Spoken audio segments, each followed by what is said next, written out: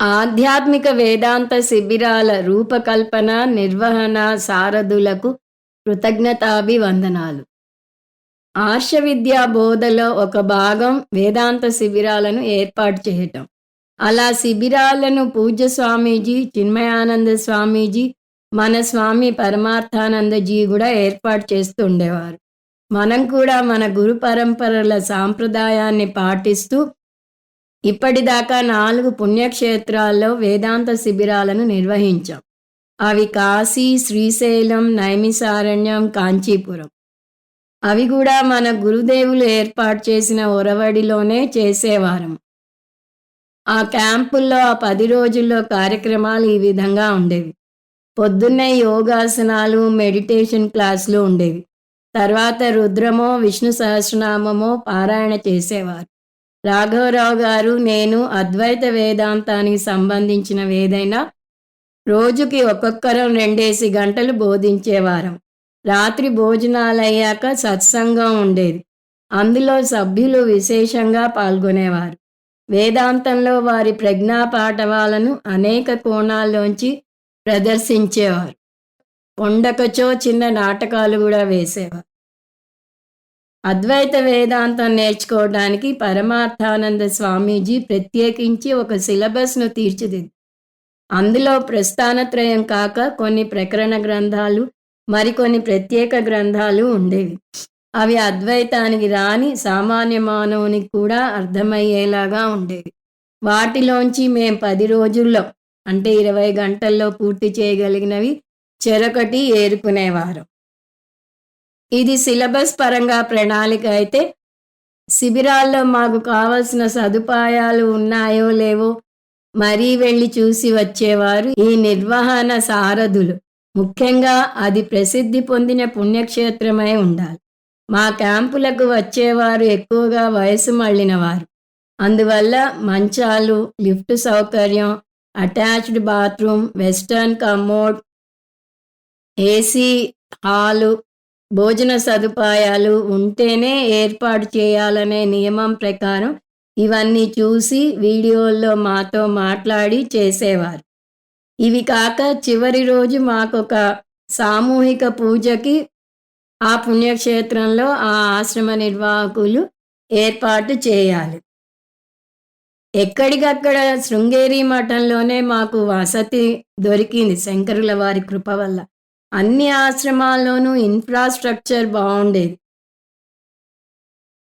మాకు బోధ చేసేందుకు పెద్ద హాల్ ఉండేది. అన్ని పుణ్యక్షేత్రాల్లోనూ మేము బస చేసిన ఆశ్రమంలోనే పెద్ద గుడి ఉండేది.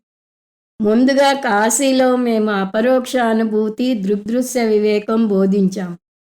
అక్కడ మా ప్రత్యక్ష గురువులు ఆత్మలీనానంద స్వామిని ఉన్నారు. ఆవిడ మొదటి రోజు వచ్చి అనుగ్రహ భాష్యం చేసి మాకు కాశీ విశేషాలతో పాటు అక్కడ తీసుకోవాల్సిన జాగ్రత్తలు కూడా చెప్పారు. గురువుల అనుగ్రహం వల్ల మా మొదటి శిబిరం దిగ్విజయంగా ముగిసింది.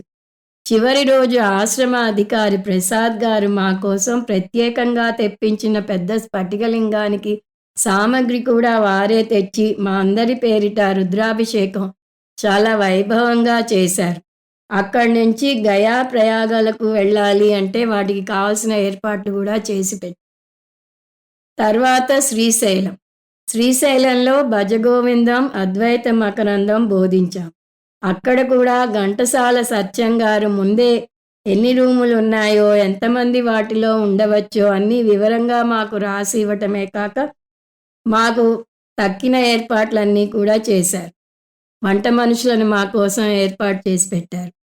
అది కాక చివరి రోజు వారి గుడిలో కుంకుమార్చన, అభిషేకం చేయటమే కాక వారి యాగశాలలో చాలా బాగా రుద్రయాగం మా అందరి తరఫున చేయించారు. నైమిసారణ్యంలో అయితే పైన గుడి, కింద పెద్ద హాలు. ఆ హాలులో సత్యనారాయణ స్వామి సమక్షంలో మేము క్లాసులు తీసుకున్నాము. అక్కడ మేము విష్ణు సహస్రనామం వివరణ, జీవయాత్ర, మనీషా పంచకం, వాక్యవృత్తి బోధించాం. ఆ హాలులోనే సత్యనారాయణ వ్రతం కింద కూర్చోని అవసరం లేకుండా విడివిడిగా కుర్చీలు, మందిరాలు ఏర్పాటు చేసి మా చేత చేయించారు. అక్కడ కార్యనిర్వాహకులు రాము గారు. అంతేకాక శివాలయంలో అభిషేకం కూడా చేయించారు. చివరగా కాంచీపురంలో ఏర్పాటు చేసుకోవడానికి రాఘవరాజు గారిని తీసుకుని వెళ్ళి జోగారావు గారు హైదరాబాదుకు శ్రీ శ్రీ శ్రీ స్వామి విజయేంద్ర సరస్వతి గారు వచ్చినప్పుడు సంప్రదించారు. స్వామి అప్పటికప్పుడే ఎవరినో పిలిచి ఏర్పాట్లు చేయమని చెప్పారు. మళ్ళీ వారం తర్వాత యాదగిరిరావు గారు, పెండ్యాల రాము గారు విజయేంద్ర సరస్వతి గారిని కలిసి మరికొన్ని వివరాలు మాట్లాడి వచ్చారు. దాని తర్వాత తమ స్వంత ఖర్చులతో రాఘవరాజు గారు, రామ్మోహన్ రావు గారు కంచికి వెళ్ళి అక్కడ నుంచి కంచి మఠం నిర్వాహకులు చంద్రశేఖర్ గారితో మాట్లాడి మాకు వీడియోలో అన్నీ చూపించి వంట మనిషితో భోజన సదుపాయాల గురించి కూడా అన్నీ ఏర్పాటు చేసి మరీ వచ్చారు. ఇంత సిస్టమాటిక్గా బిజినెస్ మీటింగుల్లో కూడా జరగదు అని కొందరు మెచ్చుకునేవారు. కంచికి చెన్నై నుంచి వెళ్ళటానికి తిరిగి రావటానికి బస్సులు, దోవలో అల్పాహార ఏర్పాట్లు, కంచిలో అమ్మవారికి అభిషేకాల టికెట్లు కొనటం అన్నీ రాము గారే చూసుకున్నారు. అంతేకాదు వచ్చేటప్పుడు చెన్నైలో పరమార్థానంద స్వామి వారిని దర్శించుకుని ఆయనకు భిక్ష ఏర్పాటు చేసే భాగ్యం కలిగింది మాకు. అక్కడ సత్యవ్రతానంద స్వామిని గారు మాకు అడుగడుగునా అండగా ఉండి స్వామీజీతో ఎలా ప్రవర్తించాలో, ఎలా సేవ చేయాలో అన్నీ వివరంగా చెప్పి స్వామీజీకి భోజనం కూడా తీసుకువచ్చి మాకు చివరిదాకా తోడుగా ఉన్నారు. ఆవిడికి ధన్యవాదాలు. స్వామీజీకి మేము సమర్పించుకునే ప్రతి చిన్న వస్తువు, పూలు, పండ్లు, దండలు, ప్రసాదం, ఫోటోలు దించుకోవడానికి ఫోటోగ్రాఫరు, ఒకటేమిటి అన్ని చిటికలో తమ బంధువుల ద్వారా మా ముందుంచారు రాము గారు. తక్కిన క్యాంపుల్లో యాదగిరి గారు బస్సుల ఏర్పాట్లు చేశారు. ఇంకా కేఎల్ఎన్ మూర్తి గారి సేవ అమోఘం. ఆయన కంచిలో మాకు ట్రెజరర్. సభ్యులందరి నుంచి సమకూరిన లక్షల రూపాయలను ఒక్క క్షణం కూడా ఏమారకుండా తన కూడా తీసుకువెళ్ళి అనా పైసలతో సహా లెక్కలు వేశారు. అన్ని క్యాంపుల్లోనూ రాఘవరాజు గారు, రామ్మోహన్ గారు ఎక్సెల్ షీట్లలో జమా ఖర్చులు వేసి అనేక సబ్ హెడ్డింగ్స్ కింద విభజించి వాటిని పారదర్శకంగా చూపేవారు. రామ్మోహన్ రావు గారి చేయి అడుగడుగునా కనబడుతూనే ఉంటుంది. ఒక ఊరుకు అనుకున్నప్పటి నుంచి ఎంత ఖర్చు అవుతుందో ఖర్చులు వేయటం, ఏ గ్రూప్ నుంచి ఎంతమంది వస్తారో సేకరించడం, వారికి అడుగడుగునా సూచనలు ఇవ్వడం, వారికి అక్కడ కావాల్సిన నోట్బుక్, పెన్, అక్కడ బోధించే సబ్జెక్ట్ యొక్క మంత్రాలు అన్నీ ఫైల్లో పెట్టి మరీ ఇచ్చేవారు. ఒక్కొక్క శిబిరానికి సంఖ్య పెరుగుతూ వచ్చింది. కొంతమంది పుణ్యక్షేత్రాల్లో 10 రోజులు ఉండి రోజు దైవ దర్శనం చేసుకోవడం ఒక పండగ అని ఉత్సాహంగా వచ్చేవారు. మరి కొంతమంది భార్య కోసమో భర్త కోసమో వచ్చేవారు. వారికి అద్వైతంలో ఓనమాలు కూడా తెలియవు, శ్రద్ధ కూడా ఉండకపోవచ్చు.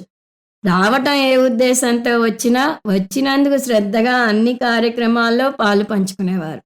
చివరి రోజు సత్సంగీయుల స్పందన, కృతజ్ఞతల కార్యక్రమం ఉంటుంది. దానిలో ఈ కొత్త సభ్యుల స్పందనే ఎక్కువగా ఉంటుంది. ఇలా రోజంతా ఒక తపస్సులా, ఒక జ్ఞానయజ్ఞంలా 10 రోజులు గడపటం, అందరూ సత్సంగీయులే అవ్వటం, సంసార బంధాల నుంచి దూరంగా అనారోగ్య సమస్యలను మర్చిపోయి ప్రతిరోజు నిరంతరం ఆధ్యాత్మిక బోధలో పాలు పంచుకోవటం, వారికి తెలిసినవి రాత్రి సత్సంగంలో వారు చెప్పటం, ఇదంతా వారికి ఒక అద్భుత ప్రపంచంలోకి అడుగుపెట్టినట్టుగా ఉండేది. ఇది మా పూర్వజన్మ సుకృతం అనేవారు. కాశీలో అయితే గది తలుపు తీస్తే క్లాస్ రూమ్. ఇదొక మరుపురాని అనుభవం. కంచిలో, శ్రీశైలంలో 2 అడుగుల దూరంలో ఆలయం. ఇదంతా ఒక ఎత్తు, అద్వైత బోధ ఇంకొక ఎత్తు అంటారు. బ్రహ్మ విద్య అంటే బాబోయ్ అనుకునేవారం. ఇంత బాగుంటుందని తెలియదు అని చెప్పి అక్కడితో ఆగకుండా వెనక్కి వచ్చాక మా ఆర్ష విద్యా తరగనిలో సభ్యులుగా చేరిపోయేవారు. వేదాంత శిబిరం ఏర్పాటు చేసిన కారణమే అది. ఆధ్యాత్మిక బోధ విడిగా నేర్చుకోవాలంటే బద్ధకిస్తారు, భయపడతారు, శ్రద్ధ చూపరు. అదే సంసార బంధాలకు, రాగద్వేషాలకు అతీతంగా ఒక చోట ఉండి ఒక యజ్ఞంలా నేర్చుకుంటే వారి దిశానిర్దేశం జరిగినట్టే. క్రమం తప్పకుండా బోధ వినేవారు కూడా మాకు ఏకాగ్రత చెదరకుండా వినగలుగుతున్నామని, దానివల్ల మేము జ్ఞాననిష్టలో నిలబడటానికి ఈ శిబిరాలు తోడ్పడుతున్నాయని మురిసిపోయేవారు. కొంతమంది వచ్చినప్పుడు కొత్తవారైనా తిరిగి వెళ్ళేటప్పుడు ఒక కుటుంబంతో కలిసి వెళ్తున్నాము అనేవారు. ఒక క్యాంపు నుంచి ఇంకొక క్యాంపు చాలా బాగుందని, మళ్ళీ వచ్చే శిబిరం ఎక్కడో తెలుసుకోవాలని ఉవ్విళ్ళూరుతూ ఉంటారు. ఈ శిబిరాలకు వచ్చిన వారందరికీ సభాముఖంగా మా దంపతుల కృతజ్ఞతాభివందనలు. వారు ఇంతగా క్యాంపుల్లో ఏ విధమైన ఆటంకాన్ని ఎదుర్కోకుండా ఇంత ఉల్లాసంగా వెనక్కి తిరిగి వస్తున్నారు అంటే, ఈ వేదాంత శిబిరాల రూపకల్పన, నిర్వహణ సారథులకు శతధా సహస్రధా వందనాలు.